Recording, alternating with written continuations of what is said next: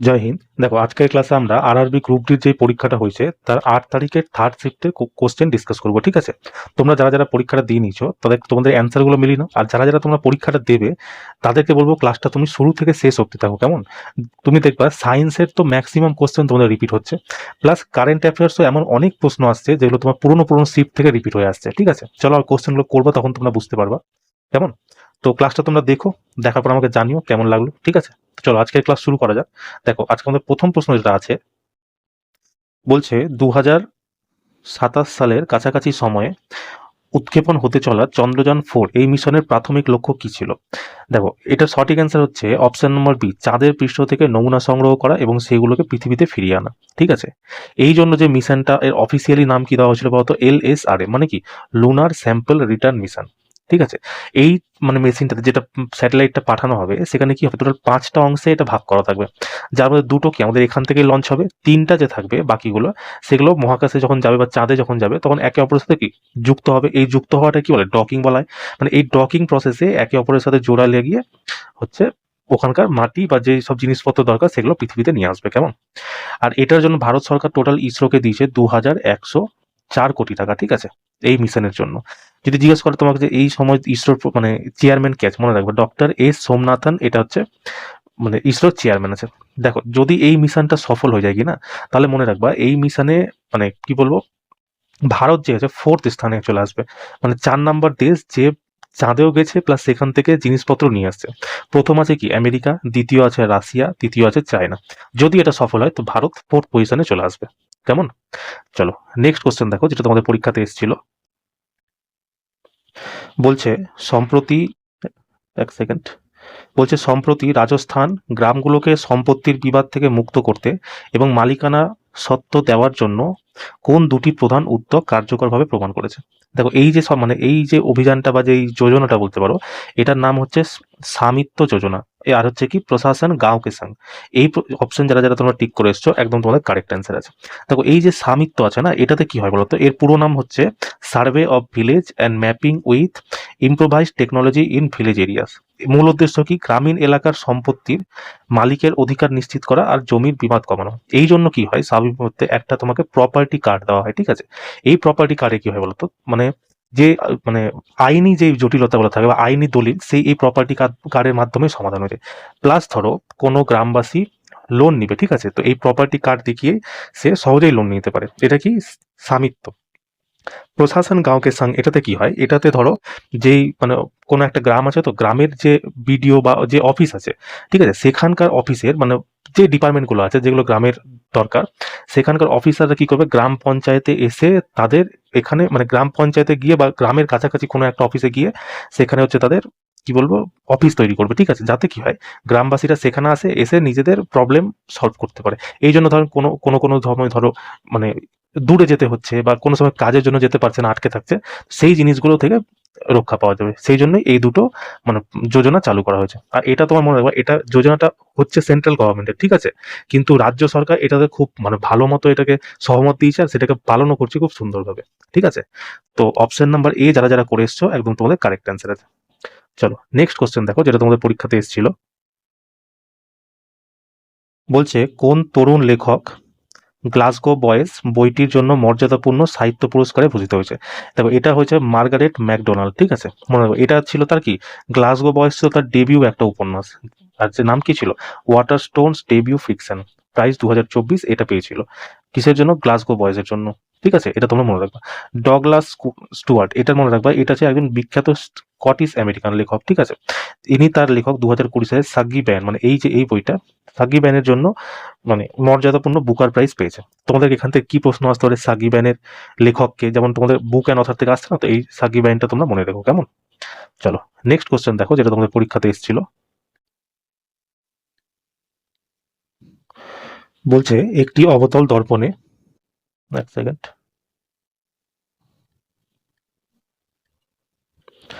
বলছে একটি অবতল দর্পণে প্রধান অক্ষের সমান্তরাল আসা আলোক রশ্মি প্রতিফলনের পর কোন বিন্দু হয়ে পার হয়। তো এই প্রশ্নটা প্রতিদিন তোমাদের পরীক্ষাতে আসছে, প্রত্যেক দিন। তোমরা যারা যারা আমরা পিছনে শিফট করেছো, তো এই কোশ্চেনটা বলো, তোমরাই বলো কতবার এসছে। প্লাস এই এই চ্যাপ্টার অবতল দর্পণ উত্তর দর্পণ, সেখানে আমি তোমাদেরকে পুরো কনসেপ্ট ক্লিয়ার করে দিয়েছি, ঠিক আছে। তোমরা যারা যারা ক্লাসটা দেখোনি একবার দেখে নি, তাহলে কি তোমাদের এই চ্যাপ্টার থেকে আর কোনো প্রশ্ন ছুটবে না। তো কি বলছে, একটা অবতল দর্পণ আছে, তাই তো, একটা অবতল দর্পণ আছে। অবতল দর্পণের প্রতিবিম্ব তৈরি হওয়ার জন্য দুটো কিরণের দরকার পড়ে, ঠিক আছে। প্রথম কিরণ কি আছে, একটা সমান কি বলবো না, প্রধান অক্ষের সমান্তর হয়ে আসে। তার আগে বলে দিই, এইটাকে আমরা কি বলি, পোল বলি। এখানে মাঝখানে কি থাকে, ফোকাস, আর এখানে কি থাকে, সেন্টার অফ কার্ভেচার, বক্রতা কেন্দ্র। তো কি বলেছিলাম, যদি কোনো আলোক রশ্মি, এইটা কি প্রধান অক্ষ, প্রিন্সিপাল অ্যাক্সিস বলে এটাকে, তাই না, প্রিন্সিপাল অ্যাক্সিস ধরে নিলাম। এর সমান্তর মানে দেখো, এটার সমান্তর হয়ে আছে না, সমান্তর হয়ে যদি আসে, তাহলে প্রতিফলনের পর সেটা ফোকাস হয়ে পার হয়, ঠিক আছে। প্রথম কিরণ কি হয়, এটা প্রধান অক্ষের সমান্তর হয়ে আসে এবং প্রতিফলনের পর ফোকাস হয়ে পার হয়। আর দ্বিতীয় কিরণ হয় কি, সেটা পোল দিয়ে আসে এবং যেই অ্যাঙ্গেল হয়ে আসে, সেই অ্যাঙ্গেল হয়ে পার হয়। এবার কি হয়, যখন অ্যাঙ্গেল, এই দুটো কিরণ একে অপরকে একটা জায়গায় কাটে, সেখানে তোমার প্রতিবিম্বের নির্মাণ হয়। আর যেহেতু এটা কেটে দিচ্ছে, সেই জন্য কি এখানে প্রতিবিম্ব কেমন তৈরি হয়, বাস্তবিক প্রতিবিম্ব তৈরি হয়, ঠিক আছে, বাস্তবিক প্রতিবিম্ব। প্লাস কি হয়, এই যে এই প্রধান অক্ষের নিচে যে তৈরি হচ্ছে, প্রধান অক্ষের নিচে তৈরি হওয়া প্রতিবিম্ব কি হয়, উল্টা হয়, ঠিক আছে। আর উপরে তৈরি হওয়া কি হবে, সোজা হবে, কেমন। আর মনে রাখবা, অবতল দর্পণে ছোট, বড় আর সমান, ঠিক আছে, ছোট, বড় আর সমান তিন ধরনেরই প্রতিবিম্ব তৈরি হতে পারে। তো এটা সঠিক অ্যান্সার কি আছে, সঠিক অ্যান্সার আছে অপশন নাম্বার বি, প্রধান ফোকাস হয়ে তোমার কারেক্ট অ্যান্সার আছে, ঠিক আছে। যারা যারা তোমরা অপশন বি করে এসছো, একদম তোমাদের ঠিক আছে। চলো নেক্সট কোশ্চেন দেখো, এটা থিওরি যেটা আছে না, এক সেকেন্ড, দেখো দেখো, এর পুরো থিওরি আমি এখানে লিখে দিয়েছি, ঠিক আছে। এটা আমি তোমাদেরকে পিডিএফ এ দিয়ে দিব, তোমরা পিডিএফ থেকে পড়ে নিও, কেমন। চলো নেক্সট কোশ্চেন দেখো, বলছে যদি লোহার গুঁড়ো আয়রন ফিলিং একটি দণ্ড চুম্বকের উপর বা তার চারপাশে ছড়ানো হয়, তাহলে তাদের বিন্যাস বা সজ্জা কেমন হয়। দেখো, এটা হয় তারা চুম্বক বল রেখা বরাবর সজ্জিত থাকে, ঠিক আছে। এটা তোমাদের কারেক্ট অ্যান্সার, যারা যারা তোমরা অপশন বি করে এসছো, একদম ঠিক আছে। কি হয়, দেখো এরকম একটা ধরো দণ্ড চুম্বক আছে, তো এর চার সাইডে তুমি ধরো লোহার কি বলো, লোহার গুঁড়ো ছড়িয়ে দাও, তাহলে কি হবে, এটা যেরকম এর যে বল রেখা আছে, এদিক থেকে গিয়ে এদিকে চলে আসে, এদিক থেকে গিয়ে এদিক থেকে চলে আসে, এইরকম বল রেখা বরাবর কি চুম্বক লোহার গুঁড়ো গুলো সেজে সেজে থাকবে, ঠিক আছে। এইটাতে কি হয়, তো তোমাকে আমি দেখাচ্ছি, এক সেকেন্ড। দেখো, এটা হচ্ছে একটা আয়রন বুশ, ঠিক আছে, সরি। দেখো, এই যে এটা হচ্ছে কি একটা লোহা, এটা ধরলাম নর্থ পোল, এটা ধরলাম সাউথ পোল, ঠিক আছে। এখানে দেখো, এগুলো আয়রন বুশ দেওয়া আছে, এগুলো কি, এগুলো একটা রেখা ভাবে, যেরকম বল রেখা যায় সেরকম বল রেখা ভাবে সেজে আছে না। এখানে কি হয়, চুম্বক ক্ষেত্রে বাইরের যে বল রেখা, সেটা কি নর্থ পোল থেকে তোমার সাউথ পোলের দিকে যায়, ঠিক আছে, নর্থ পোল থেকে সাউথ পোলের দিকে যায়। আর কি বলবো, ভেতরের দিকে কি হয়ে যায়, ভেতরের দিকে সাউথ পোল থেকে নর্থ পোলের দিকে যায়, কি চুম্বকীয় বল রেখা। কি বললাম, চুম্বকীয় বল রেখা দণ্ড চুম্বকের বাইরে নর্থ পোল থেকে সাউথ পোলের দিকে যায়, আর চুম্বকের ভেতরে সাউথ পোল থেকে নর্থ পোলের দিকে যায়, ঠিক আছে। এটার যেখানে এই কাছাকাছি, যেখানে এখানে দেখছো না বেশি পরিমাণ হয়ে আছে, এই জায়গাটায় কি হয়, এর শক্তি সব থেকে বেশি হয়। আর এই সব জায়গাতে কি হয়, দেখো ছাড়িয়ে ছাড়িয়ে আছে, এখানে তোমার শক্তি কম হয়, দেখেই বুঝতে পারছো। তার কি, যেখান থেকে বেরাচ্ছে, যেখানে ঘন থাকবে সেই জায়গাটায় কি হয়, সেখানে তার শক্তি বেশি হয়, কিন্তু যেখানে ঘন বেশি থাকবে না, সেখানে শক্তি কম হয়। এই যে এই জিনিসটা কি দেখাচ্ছে, এ তো প্রথম দেখাচ্ছে তোমার চুম্বক ক্ষেত্রের দিককে দেখাচ্ছে, ঠিক আছে, কি এই দিক থেকে এই দিকে যে যাচ্ছে, এই সাইড থেকে যে এই সাইডে যাচ্ছে, তার চুম্বক ক্ষেত্রের দিককে দেখাচ্ছে। প্লাস কি দেখাচ্ছে, প্লাস দেখাচ্ছে তোমার শক্তি, কেমন। কেন শক্তি দেখাচ্ছে, দেখো এই জায়গাটায় চুম্বক ক্ষেত্র দণ্ড চুম্বকের শক্তি বেশি আছে, এই কোনাতে দণ্ড চুম্বকের শক্তি বেশি আছে, কিন্তু দেখো উপরগুলোতে তোমার দণ্ড চুম্বকের বেশি শক্তি বেশি নেই, ওই জন্য ছেড়ে ছেড়ে আছে, বুঝতে পারলে। তো এটাই ছিল। চলো এবার কোশ্চেনে যাওয়া যাক। তাহলে এটা সঠিক অ্যান্সার কি হবে, অপশন নাম্বার বি এখানে তোমার সঠিক অ্যান্সার হবে, ঠিক আছে। দেখো, এটা আমি তোমাকে নিচে পিডিএফ লিখে দিয়েছি, এখান থেকে তোমরা পড়ে নিও, কেমন। এক সেকেন্ড, দেখো তারা কি অপশন সঠিক চৌম্বক বল রেখা ভাবে সজ্জিত থাকে। দেখো, চৌম্বক বল রেখা কেমন হয়, লোহার গুঁড়াগুলো যে অদৃশ্য রেখা বরাবর নিজেদের সাজিয়ে দেয়, সেগুলোকে চৌম্বক বল রেখা বলে। এই রেখাগুলো কি চৌম্বক ক্ষেত্রের দিক ও শক্তি নির্দেশ করে, যেটা তোমাকে বললাম। বল রেখার অভিমুখ কেমন হয়, চুম্বকের বাইরে বল রেখা সবসময় নর্থ পোল থেকে সাউথ পোলের দিকে যায়, আর ভেতরের দিকে কি হয়, সাউথ পোল থেকে নর্থ পোলের দিকে যায়, ঠিক আছে। আর কি কি বললাম, দেখো তারপর আমি তোমাকে বললাম যে চৌম্বক ক্ষেত্রে শক্তি কোথায় বেশি হয়, চুম্বকের দুই মেরুর কাছে, এই ধরো এখানে আছে কিনা, এই নর্থ পোল সাউথ পোল, এই যে এই মেরুর কাছে, এখানে তোমার সব থেকে বেশি কি হবে, বেশি ঘন থাকে, এর কারণে কি মেরু অঞ্চলে চৌম্বকের তীব্রতা সব থেকে বেশি হবে। আর এ কি একটা কন্টিনিউয়াস ক্লোজ লুপ বানাবে, দেখলেন এই সাইড থেকে এদিকে চলে আসছে, এই সাইড থেকে এদিকে চলে আসছে, মানে কি এই একটা কি বন্ধ লুপ তৈরি করবে। আর এই রেখাগুলো কি কখনো একে অপরকে কাটবে না, এরকম যাবে কিনা একে অপরকে কাটবে না। কেন? যদি এরা কেটে দেয় চুম্বকের বিভিন্ন দিক হয়ে যাবে, শুধু নর্থ পোল সাউথ পোল তখন আর থাকবে না, সেই জন্য এরা কি কখনো একে অপরকে কাটে না। কেমন? চলো নেক্সট কোশ্চেন দেখো, যেটা তোমাদের পরীক্ষাতে এসেছিল। বলছে একটি পরিবাহী সোলোনয়েডের ভেতর চৌম্বক বলরেখার অভিমুখ এবং বিন্যাস কেমন হয়। দেখো এই কোশ্চেনটা আমি তোমাকে কিছুদিন আগে যেটা ফার্স্ট শিফট আছে 16 তারিখের, সেই শিফটেই এই কোশ্চেনটা এসেছিল। দেখো আবার গ্রুপ বিতেও সেম কোশ্চেন এসছে। দেখো আমি কি বলেছিলাম, এক সেকেন্ড, দেখো সেম কোশ্চেন এসছে যে একটি দীর্ঘ সোজা সোলোনয়েড বা বৈদ্যুতিক প্রবাহ বহন করে, তার ভেতরের চৌম্বক ক্ষেত্র কেমন থাকে। এটা RRB জেইর হচ্ছে প্রথম দিন যে পরীক্ষা ছিল 16 তারিখের ফার্স্ট শিফটের কোশ্চেন আছে এটা, ঠিক আছে। আমি কি বলেছিলাম, দেখো সোলোনয়েডের অক্ষের সমান্তরাল এবং সমান। কেন বলেছিলাম, দেখো দেখো কি বলেছিলাম এখানে, যে এই একটা সোলোনয়েড আছে, এই সোলোনয়েডের ভিতর দিয়ে যখন প্রবাহিত হচ্ছে বিদ্যুৎ ধারা, তখন কি যখন বিদ্যুৎ ধারা প্রবাহিত হয় তখন কি চুম্বক মানে সেই চার সাইডে কি চুম্বক ক্ষেত্রের নির্মাণ করে। এই চুম্বক ক্ষেত্রে দেখো কেমন হয়, ভিতর দিকে দেখো এক সমান আছে, সমান সমান সব হয়ে আছে, মানে কি এক সমান হয় প্লাস সমান্তরাল হয়, তাই না, এরকম সমান্তরাল হয়। আর এটা কি হয়, এটাও দেখো নর্থ পোল থেকে দেখো এদিকে ঢুকছে, ভেতর দিকে কি হয় নর্থ পোল সাউথ পোল থেকে এটা যদি আমরা নর্থ ধরি, এটাকে যদি সাউথ ধরি, সাউথ থেকে নর্থের দিকে যাচ্ছে, আর বাইরে কি করে যাচ্ছে, বাইরে নর্থ থেকে সাউথের দিকে যাচ্ছে, তাই না। আর এখানে কি হয়, যে ইলেকট্রিক কারেন্ট হয় সেটা কি হয় চৌম্বক ক্ষেত্রে সমানুপাতে থাকে, তাই না। আর এটাকে আমরা কি বলি, অ্যাম্পিয়ার ল পাথ বলি। কেমন? চলো এবার কোশ্চেন আসা যাক। দেখো বলছে একটি পরিবাহী সোলোনয়েডের চৌম্বক বল রেখার বিন্যাস কেমন হয়, কেমন হয় অক্ষের সমান্তরাল বা সরল রেখা, তাই না। কারেক্ট আনসার তোমার এটা হয়ে যাবে, ঠিক আছে। চলো নেক্সট কোশ্চেন দেখো, যেটা তোমাদের পরীক্ষাতে এসেছিল। বলছে যদি নিষেক না ঘটে, ফার্টিলাইজ না হয়, তাহলে জরায়ুর প্রাচীরের এন্ডোমেট্রিয়াম যেটা সেটা কি হয়। দেখো এটা হচ্ছে, এক সেকেন্ড, দেখো এটা হচ্ছে কি ওভারি, এই দুটো কি ওভারি, এই জায়গাটাকে আমরা কি বলি কার্ভিক্স। আর এই যে ভিতর দিয়ে যেখানে এই জায়গাটা দেখছো, এই জায়গাটা আমরা কি বলি জরায়ু বলি, তাই মানে ইউট্রাস বলি। এখান এই লেন্থটা, এই লেন্থটাকে আমরা কি বলি ফলোপিয়ান টিউব। ডিম্বাণু এখানে থাকে, ওভারির মধ্যে ডিম্বাণু থাকে বলেছিলাম, তাই না। যারা আমরা প্রজনন তন্ত্রের ক্লাসটা করোনি ওই ক্লাসটা করে দিও, ওখানেও আমি এটার ব্যাপারে ডিটেলসে বলেছিলাম। বললাম যেই দুটো আমি ক্লাস করেছি ওই দুটো ক্লাস তোমরা করে নিও, দেবো তোমাদের কোনো মানে কোশ্চেন ছুটবে না এই দুটো টপিক থেকে। যাই হোক, এবার কি হয়, এখান থেকে যখন একটা করে ডিম্বাণু কি এর মুখ এখানে যায়, এখান থেকে একটা মানে যে কোনো একটা মাসে একটাই তোমার ওভারি কাজ করে। ধরো এই মাসে যদি ওভারি এই সাইডেরটা কাজ করে, পরের মাসে এই সাইডের ওভারি কাজ করবে, একসাথে দুটো ওভারি কখনো কাজ করে না, ঠিক আছে। এবার কি হয়, ধরো এই মাসে যেই ওভারিটা কাজ করছে এখান থেকে ফলোপিয়ন টিউবের ডিম মানে এই ডিম্বাণুগুলো আসছে, এখানে এসে কি এই 1 থেকে মানে কি বলবো 12 থেকে 24 ঘন্টা ওয়েট করে, ঠিক আছে।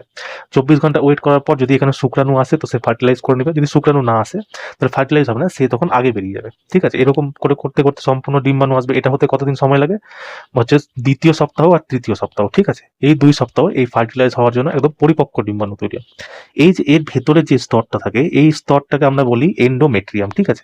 এটা কি, এটা হচ্ছে একটা টিস্যু, ঠিক এটা তোমরা এইভাবে বলতে পারো, এটা হচ্ছে বাচ্চার বিছানা, ঠিক আছে।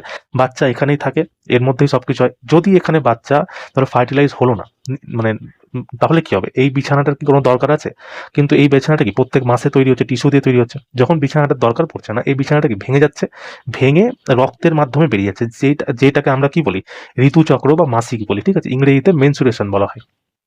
বুঝতে পারলে? এবার এই যে এই এন্ডোমেট্রিয়ামটা বেরাচ্ছে, যখন বেরিয়ে যাচ্ছে তখন কি চাপ চাপ রক্ত হয়ে যাবে, কেন কি এটা তো একটা টিস্যু, তাই না। আর এটা মিউকাস হিসাবে বেরিয়ে যায়, বুঝতে পারলে। তো দেখো এবার সঠিক অ্যান্সার দাও, এখানে কি হবে, যদি নিষেক না ঘটে জরায়ুর প্রাচীরের এন্ডোমেট্রিয়াম কি হয়, এটি ভেঙে যায় এবং রক্তপাত হিসাবে বেরিয়ে যায়, তাই না। যারা যারা তোমরা অপশন বি করে এসছো একদম তোমাদের কারেক্ট অ্যান্সার আছে, ঠিক আছে। চলো নেক্সট কোশ্চেন দেখো, যেটা তোমাদের পরীক্ষাতে এসেছিল। বলছে সালফাইড আকরিক থেকে অশুদ্ধি দূর করতে বা আকরিকটিকে সালফেটে রূপান্তরিত করতে প্রথমত কোন পদ্ধতি ব্যবহৃত করে। এই কোশ্চেনটা তোমরা কতবার রিপিট হচ্ছে, মানে গ্রুপ ডিতে আমি বলছি দেখো কতবার রিপিট হয়। সঠিক অ্যান্সার কি হবে, রোস্টিং তোমাদের কারেক্ট অ্যান্সার হবে, ঠিক আছে। দেখো সালফাইড আকরিক যেমন তোমরা যদি ধরে নাও, যেমন ধরো জিঙ্ক সালফাইড, ঠিক আছে, লেড সালফাইড, এদের কি হয়, এদেরকে মানে কি বলবো হচ্ছে বায়ুর মানে উপস্থিতি মানে অক্সিজেনের উপস্থিতিতে, যেটা এদের গলনাঙ্ক কিনা গলনাঙ্ক থেকে একটু কম তাপমাত্রাতে এগুলোকে উত্তপ্ত করা হয়। তার ফলে কি হয়, সালফাইড যে থাকে সেটা ভেঙে সালফেটে পরিণত হয়ে যায়, আর এটাকেই আমরা রোস্টিং বা ভর্জন বলি, ঠিক আছে। দেখো ক্যালসিনেশন কি হয়, এটা যেমন কি সালফাইড আকরিকের সাথে হয়, রোস্টিং তোমার হবে, মনে রাখবা এটা তোমাদের পরীক্ষাতে আসতে পারে, কার্বনেট কার্বনেট বা হাইড্রেটেড, ঠিক আছে, হাইড্রেটেড এই দুটো আকরিক যে থাকে সেটাকে তার অশুদ্ধি দূর করার জন্য আমরা ক্যালসিনেশনের প্রয়োগ করি। এটাতে কি বললাম, যখন ধাতু কার্বনেট বা ধাতু হাইড্রেটেড থাকবে তখন এটা হয়। এটাতে কি হয়, এটাতে অক্সিজেনের অনুপস্থিতিতে উত্তপ্ত করানো হয়, ঠিক আছে। প্রগলন কি হয়, এটার সাহায্যে আমরা মিশ্র ধাতু তৈরি করতে পারি, মিশ্র ধাতু, যেমন কি স্টেনলেস স্টিল। আচ্ছা, তড়িৎ বিশ্লেষণ ইলেকট্রোলাইসিসে কি করতে পারি আমরা, এটা দিয়ে আমরা ধরো কোনো ধাতুর পরত চড়াতে পারি, যেমন কি সিটি গোল্ড তৈরি হয় না, ওখানে কি সোনার একটা পাতলা পরত চড়ানো হয়, সেটাকে আমরা কি ইলেকট্রোলাইসিস বলি। কেমন? চলো নেক্সট কোশ্চেন দেখো, তো এটা সঠিক অ্যান্সার কি, অপশন নাম্বার বি। চলো নেক্সট কোশ্চেন দেখো, যেটা তোমাদের পরীক্ষাতে এসেছিল। বলছে একটি সাধারণ সাধারণ আলোক অনুবীক্ষণ যন্ত্রের যন্ত্রের নিচে যখন কোনো কোষকে পর্যবেক্ষণ করা হয় তখন মূলত কোন কোষগুলো দৃশ্যমান হয়। দেখো, যদি প্রাণী কোষ থাকে, ঠিক আছে, অ্যানিমাল টিস্যু, এক সেকেন্ড, ধরো অ্যানিমাল সেল দেখছে, ঠিক আছে, প্রাণী কোষ যদি দেখে লাইট মাইক্রোস্কোপে, তাহলে কি কি দেখতে পায়, একটা দেখতে পায় সেল মেমব্রেন, ঠিক আছে, সেল মেমব্রেন দেখতে পায়, আর কি দেখতে পায়, আর তোমার দেখতে পায় কি নিউক্লিয়াস, আর কি দেখতে পায় সাইটোপ্লাজম, ঠিক আছে, সাইটোপ্লাজম দেখতে পায়। আচ্ছা, যদি প্লান্ট সেলের কথা বলে, প্লান্ট সেল, তাহলে কি দেখতে পায় এই লাইট মাইক্রোস্কোপ দিয়ে, তাহলে তোমরা মনে রাখবা সেল ওয়াল দেখতে পায়, ঠিক আছে, সেল ওয়াল। আর যদি জিজ্ঞেস করে যে তোমার ধরো লাইট মাইক্রোস্কোপ হয়ে গেল, তো ইলেকট্রন মাইক্রোস্কোপের কথা যদি বলে, ইলেকট্রন মাইক্রোস্কোপ, তাহলে তোমরা মনে রাখবা তাহলে কি তোমার রাইবোজোম দেখা যাবে, ঠিক আছে, রাইবোজোম দেখা যাবে, মাইটোকন্ড্রিয়া দেখা যাবে, আর কি এন্ডোপ্লাজমিক রেটিকুলাম, ঠিক আছে। এই তিনটা তোমাদের প্রশ্ন সাধারণত তোমাদের আসে। প্রথম কি জিজ্ঞাসা করবো, যদি অ্যানিমেল সেল থাকে তাহলে কি দেখা যাবে, মেমব্রেন দেখা যায়, নিউক্লিয়াস দেখা যায়, আর সাইটোপ্লাজমে দেখা যায়। যদি প্লান্ট সেল হয় তাহলে কি হয়, সেল মেমব্রেন দেখা যায়। আর যদি এই জিনিসগুলোই আমি যদি এগুলো কি যেহেতু এগুলো হচ্ছে সেলের একটা বড় বড় অংশ, তাই এগুলো কি খুব সহজেই দেখা যায়। আরও যদি ছোট ছোট জিনিসকে দেখতে হয় তখন ইলেকট্রন মাইক্রোস্কোপের ব্যবহার করা হয়। ইলেকট্রন মাইক্রোস্কোপ কি হয়, 10,000 গুণ জুম করে দেখায়, ঠিক আছে। মাইক্রোস্কোপে কি হয়, বিবর্ধন ক্ষমতা থাকে কোনো কিছুকে ম্যাগনিফাই করে দেখার জন্য। ইলেকট্রন মাইক্রোস্কোপে 10,000 গুণ ক্ষমতা থাকে সেটাকে বড় করে দেখার জন্য। এই জন্য এর সাহায্যে কি রাইবোজোমকে দেখা যায়, মাইটোকন্ড্রিয়াকে দেখা হয়, আর এন্ডোপ্লাজমিক রেটিকুলামকে দেখা হয়, ঠিক আছে। এবার দেখো প্রশ্ন কি বলছে, সাধারণ অনুবীক্ষক যন্ত্রে যখন কোনো কোষকে পর্যবেক্ষণ করা হয় তখন মূলত কোন কোষগুলো দেখা যায়। দেখো এখানে যেটা আছে ম্যাক্সিমামটা তোমার অ্যানিমাল সেল আছে। দেখো কি বললাম, কোষ পর্দা, নিউক্লিয়াস, সাইটোপ্লাজম, তাই তো, রাইবোজোম, মাইটোকন্ড্রিয়া, লাইসোসোম বাদ, ডিএনএ আরএনএ বাদ, এন্ডোপ্লাজমিক গলগি বডি বাদ। তার মানে কি সঠিক অ্যান্সার তোমার অপশন নাম্বার এ, ঠিক আছে। আর একটা জিনিস তোমাদেরকে মাঝে মাঝে প্রশ্ন আছে যে এই অনুবীক্ষণ যন্ত্রে ধরো কোনো সময় স্পষ্টভাবে দেখা যাচ্ছে না, ঠিক আছে, এবার তখন স্পষ্টভাবে দেখার জন্য কি ইউজ করা হয়, তোমরা মনে রাখবা আয়োডিনের সলিউশন, আয়োডিনের সলিউশন বা হচ্ছে মিথাইলিন ব্লু, মিথাইলিন ব্লু, ঠিক আছে। এই দুটো পয়েন্ট তোমরা মনে রাখো, এখান থেকে তোমাদের প্রশ্ন আছে, কেমন? চলো সঠিক অ্যান্সার যারা যারা তোমরা অপশন নাম্বার এ করেছো একদম তোমাদের কারেক্ট অ্যান্সার আছে, অপশন নাম্বার কি কোষ পর্দা, নিউক্লিয়াস, সাইটোপ্লাজম যারা করেছো কারেক্ট আছে, ঠিক আছে। চলো নেক্সট কোশ্চেন দেখো, যেটা তোমাদের পরীক্ষাতে এসেছিল। বলছে মাধ্যাকর্ষণ সম্পর্কে নিচের কোন উক্তিটি সঠিক। বলছে যখন একটি বল উপরের দিকে ছোড়া হয় তার গতিবেগ জি এর হারে হ্রাস হয়। দেখো একটা পৃথিবী, আমরা কি জানি পৃথিবীর সব থেকে বেশি জি এর মান সব থেকে কোথায় বেশি হয়, পোলে হয়, কত হয় 9.8, আর সব থেকে কম কোথায় হয়, বিষুবরেখায় হয়, তাই না, এখানে সব থেকে কম হয়। এবার আমরা কি জানি যে কোনো জিনিসকে যদি নিচ থেকে উপরে ছোড়া হয় তাহলে কি হয়, জি এর মান কমে যায়, মাইনাস জি হয়ে যায়। আর কোনো জিনিসকে যদি নিচের দিকেও গভীরের দিকে নিয়ে যাওয়া হয় সেক্ষেত্রে কি হয়, সেক্ষেত্রেও তোমার মাইনাস জি হয়, ঠিক, জি এর মান কমে যায়। তার মানে কি প্রথমটা আমার একদম ঠিক আছে। দেখো দ্বিতীয়টা কি বলছে, যখন বলটি উপরের দিকে ওঠে তখন অভিকর্ষজ ত্বরণ নিচের দিকে কাজ করে। হ্যাঁ, অভিকর্ষজ ত্বরণ মানে কি, জি কি হয়, দেখো একটা হয় বড় জি, একটা হয় ছোট জি, ঠিক আছে। বড় জি কি হয়, পৃথিবী যে কোনো দুটো এমন যার মধ্যে ভর আছে তার মধ্যে বড় জি কাজ করে, ঠিক আছে, এর মান কোথাও চেঞ্জ হয় না। এটা করতে যদি পৃথিবীতেও যা, বৃহস্পতিতেও তা, তোমার সূর্যতেও তা, এর মান কোথাও কম হয় না। এটার মান কত, 6.67 into 10⁻11 newton metre square per KG square, তাই তো। কিন্তু এই জি কি হয়, এই জিও দুটো বস্তুর মধ্যে লাগে, কিন্তু তার মধ্যে একটা কি হয়, পৃথিবী হয়, ঠিক আছে, একটা পৃথিবী আর একটা অন্য যে কোনো কিছু হতে পারে, এটা হচ্ছে জি। এই জি এর মান কি বিভিন্ন জায়গায় বিভিন্ন রকম হয়। এবার এটা কি হয়, একটা যেহেতু পৃথিবী হয়, তার মানে কি কোনো জিনিসকে উপরের দিকে ছুরি, তো তার মানে কি এর অভিকর্ষ ত্বরণটা নিচের দিকে লাগবে, কারণ পৃথিবী কি সেটাকে নিচের দিকে টানবে, তাই না? তার মানে কি তৃতীয়টা কি বলছে, অভিকর্ষ নিচের দিকে টানে, এটাও একদম কারেক্ট আছে, তাই না? তাহলে তোমার সঠিক অ্যান্সার কি হবে? অপশন নাম্বার সি তোমার কারেক্ট অ্যান্সার হয়ে যাবে, ঠিক আছে? এ এবং বি দুটোই ঠিক আছে। তো যারা যারা তোমরা সি করে এসছো একদম তোমাদের কারেক্ট অ্যান্সার। দেখো, মাধ্যাকর্ষণ শক্তির নিয়ম কে দিয়েছিল বলো তো? এটা দিয়েছিল নিউটন, ঠিক আছে। কি বলেছিল, যে দুটো দ্রব্যমান মানে দুটো আণবিক ভরওয়ালা বস্তু, একটা ধরলাম M1, একটা ধরলাম M2, যদি একে অপরের থেকে একটা ডিস্টেন্স মেনটেন করে, ধরুন আমি আর দূরত্বে আছি, যে ডিস্টেন্স মেনটেন করে তাদের তাদের তাহলে তাদের মধ্যে যে আকর্ষণ বল বা বিকর্ষণ বল লাগবে, বল কি হয় এফ, সেটা কি হবে, এই দুটো মানে ভরের গুণফলের সমানুপাতি। আর কি হবে, এই বলেরই মানে দূরত্বের বর্গের ব্যস্তানুপাতি, এই দুটো হবে। এই দুটোকে যদি আমরা মার্চ করে দিই, ঠিক আছে, তাহলে আমরা এটা পেতে পারি এফ সমান সমান, এটা আমরা পেতে পারি এফ সমানুপাতি M1 M2/r²।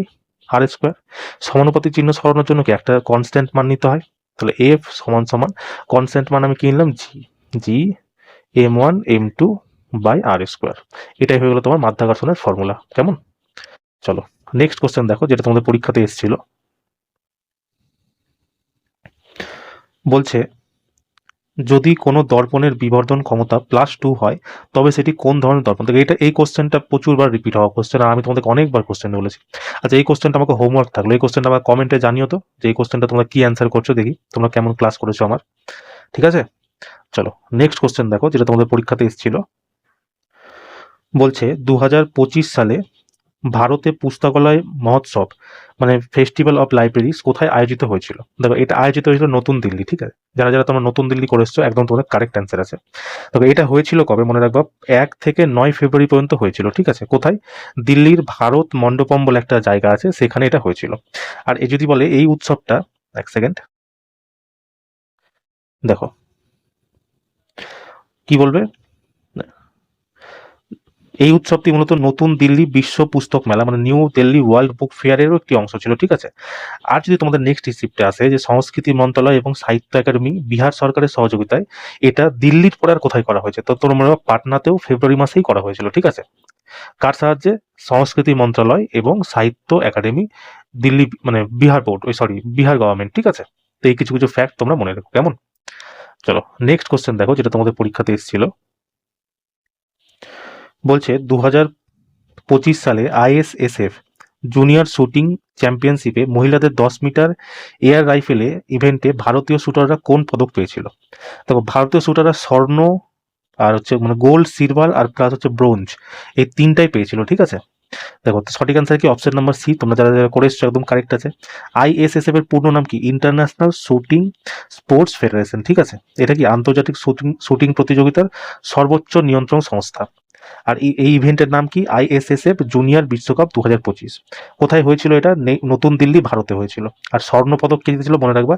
তেজস্বী ঠাকুর। এটা কি মহিলাদের, সরি ওজস্বী ঠাকুর, মহিলাদের 10 মিটার এয়ার রাইফেলে। আর সব থেকে মেন ব্যাপার জানো কি, ভারত এই নির্দিষ্ট ইভেন্টে মানে ক্লিন সুইপ করেছে। ক্লিন সুইপ কাকে বলে? যখন কোনো দেশ ধরো কোথাও চ্যাম্পিয়নশিপ খেলতে গেছে, আর যে কটা ধরো ইভেন্ট আছে, যেমন সোনা, রূপা আর ব্রোঞ্জ, এরা তিনটাই যেহেতু জিতে নিয়েছে, তার মানে কি এরা সেখানে ক্লিন সুইপ করেছে, ঠিক আছে। তার মানে কি এরা তিনটাই জিতেছে। কোনো দেশ যদি কোথাও গিয়ে তিনটাই পদক জিতে যায়, যে তিনটা পদকে খেলা হচ্ছে, সেটাকে আমরা ক্লিন সুইপ বলবো। কেমন? তো সঠিক অ্যান্সার কি? স্বর্ণ, রূপা উভয়। নেক্সট যদি তোমার মানে গোল্ড, সিলভার প্লাস ব্রোঞ্জ আসে, তো সেটা তোমার কারেক্ট অ্যান্সার হবে, ঠিক আছে। এই ফ্যাক্টগুলো তোমরা মনে রেখো। চলো নেক্সট কোশ্চেন দেখো, যেটা তোমাদের পরীক্ষাতে এসেছিল। বলছে সম্প্রতি ভারত কোন ক্ষেপণাস্ত্রটি একটি রেল মোবাইল লঞ্চার মানে রেল ট্র্যাকে সফলভাবে উৎক্ষেপণ করেছে? এটা মনে রাখবা, অগ্নি প্রাইম হচ্ছে এমন একটা মিসাইল, আর প্রথম মিসাইল যেটা হচ্ছে রেল ট্র্যাকে মানে ট্রেনের মধ্যে দিয়ে সফলভাবে পরীক্ষণ করা হয়েছে। কবে করা হয়েছে? 24শে সেপ্টেম্বর 2025 তারিখে। কোথায় করা হয়েছে? উড়িষ্যার আব্দুল কালাম দ্বীপ থেকে একটি বিশেষ ট্রেনের বগি থেকে, ঠিক আছে। এটার রেঞ্জ কত মনে রাখবা? 1000 থেকে 2000 কিলোমিটার পর্যন্ত করতে পারে। আর এটা কি ভারতের প্রথম ক্যানিস্টারাইজড মানে কি রেলের মানে রেলের মধ্যে দিয়ে লঞ্চ ছোড়া হচ্ছে। এর আগে কোথায় থেকে ছোড়া, যেমন ব্রহ্মস তুমি ধরো না, ব্রহ্মস কি তোমার জাহাজ থেকে, সাবমেরিন থেকে, লঞ্চ প্যাড থেকে, এখান থেকে ব্রহ্মস ছোড়া হতো। কিন্তু অগ্নি প্রাইম কি, এটা এখন রেল থেকে ছোড়া হচ্ছে, ঠিক আছে। অগ্নি প্রাইম কি, এটা হচ্ছে সুপারসনিক ক্রুজ মিসাইল, কেমন। পৃথিবী টু কি হয়, এটা হচ্ছে সারফেস থেকে মানে ভূমি থেকে ভূমিতে তোমার মারপিট করার জন্য পৃথিবী টু এর ব্যবহার করা হয়। আর আকাশ টু কি হয়, আকাশ নাম শুনে বুঝতে পারছো, আকাশ থেকে কি মাটিতে এরা অ্যাটাক করবে, ঠিক আছে। তো এই কিছু কিছু পয়েন্ট তোমরা মনে রাখো, প্লাস এটা ডিটেলস আমি নিচে দিয়ে দিয়েছি, তোমরা পিডিএফ থেকে পড়ে নিও, কেমন। চলো নেক্সট কোশ্চেন দেখো, যেটা তোমাদের পরীক্ষাতে এসেছিল। বলছে অ্যামোনিয়াম সালফেটের অণুতে কতটি পরমাণু থাকে। তো অ্যামোনিয়াম সালফেট তোমরা লিখে দাও, ফর্মুলা কি হয়, NH4 এবার গুণে নাও কটা আছে দেখো, N কটা আছে একটা, H কটা আছে চারটা, 4 একে 5, আর টোটাল কত আছে দুটা, তো 2 দিয়ে গুণ, তো কত হলো এখানে তোমার 4 একে 5 দুগুণে 10টা। এখানে দেখো এস কটা আছে, এটার তো কাজ হয়ে গেল, এবার হচ্ছে এটার কাজ, তাই না, এটার কাজ হয়ে গেল আমার। এবার হচ্ছে এস আছে একটা, আর অক্সিজেন 4টা আছে, মানে টোটাল কত 5টা। তো 10 আর 5 কত হবে, 15টা তোমার সঠিক অ্যান্সার হয়ে যাবে, ঠিক আছে। তো অ্যামোনিয়াম সালফেটে অণুতে কটা পরমাণু আছে, এরকম ভাবেই তোমরা করে নিও, ফর্মুলা জানবা, ফর্মুলা বসাবা, এরকম টুকটুক করে নিও, ঠিক আছে। তো যারা যারা তোমরা 15 করে এসছো, একদম তোমাদের কারেক্ট আছে। চলো নেক্সট কোশ্চেন দেখো, যেটা তোমাদের পরীক্ষাতে এসেছিল। বলছে 2025 সালে বিজ্ঞান রত্ন পুরস্কারে ভূষিত করা হয়েছে কাকে। তবে এটা সঠিক অ্যান্সার হচ্ছে তোমার জয়ন্ত বিষ্ণু নর্লিকর, ঠিক আছে। এনাকে তোমার বিজ্ঞান রত্ন পুরস্কার হিসাবে, মানে বিজ্ঞান রত্ন পুরস্কার দেওয়া হয়েছে, কেমন।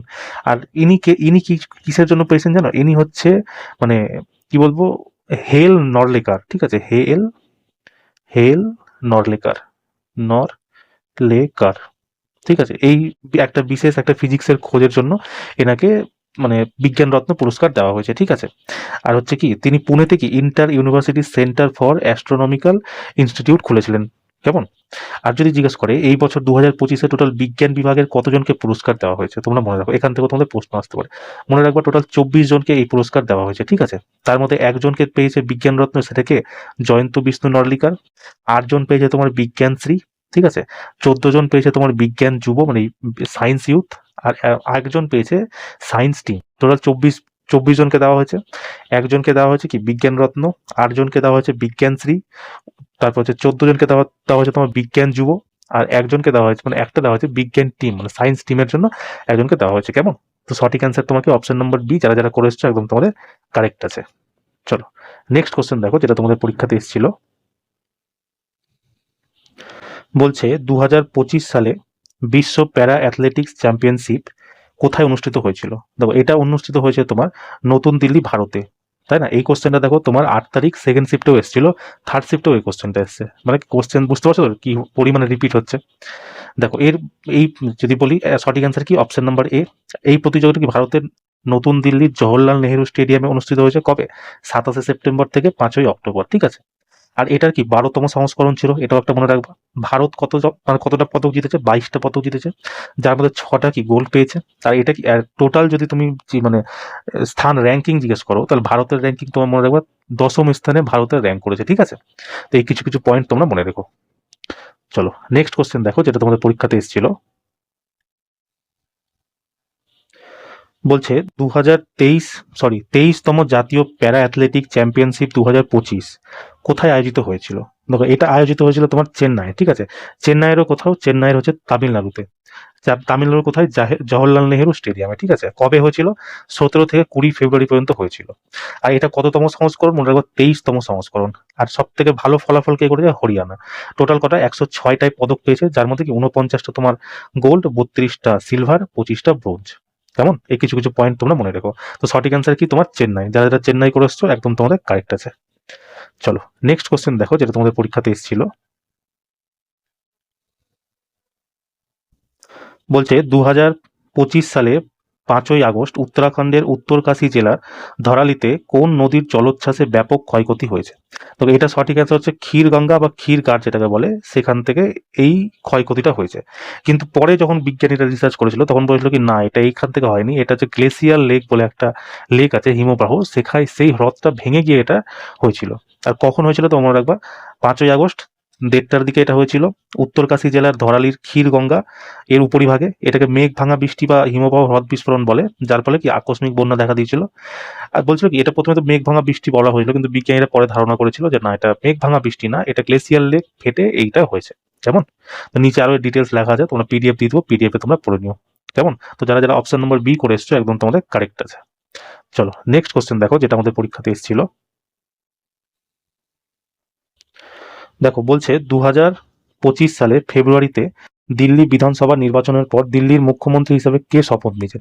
এটা তোমরা প্রত্যেকে জানো, রেখা গুপ্তা, প্লাস এটা রিপিটও হয়েছে কোশ্চেনটা, মানে এর আগেও তোমাকে এইটা এসেছিল, তাই না? দেখো দিল্লি বিধানসভার সিট সংখ্যা কটা? দেখো 70টা, তার মধ্যে জিততে কত হবে? 36টা তোমাকে জিততেই হবে, তাই না? আর এটা কি দিল্লির 8ম বিধানসভা নির্বাচন ছিল, ঠিক আছে? যদি জিজ্ঞাসা করে 2024 সালে তোমার মুখ্যমন্ত্রী কে ছিল, তোমরা অরবিন্দ কেজরিওয়াল মেরে দিও না। যদি জিজ্ঞাসা করে 2024 সালে সেপ্টেম্বর থেকে নির্বাচনের আগে পর্যন্ত, সেপ্টেম্বরের আগে পর্যন্ত কে ছিল? কেজরিওয়াল ছিল। কিন্তু সেপ্টেম্বর থেকে কি ছিল? অতিশী। ঠিক আছে, এই হচ্ছে দিল্লির মুখ্যমন্ত্রীর দায়িত্ব পালন করেছিল। আর মনে রাখবা, এই হচ্ছে কি সুষমা স্বরাজ এবং শীলা দীক্ষিতের পর তৃতীয় মহিলা ছিল কে? এই অতিশী। আর এই কি হলো? রেখা গুপ্ত চতুর্থ মহিলা হয়ে গেল যে দিল্লিকে শাসন করছে।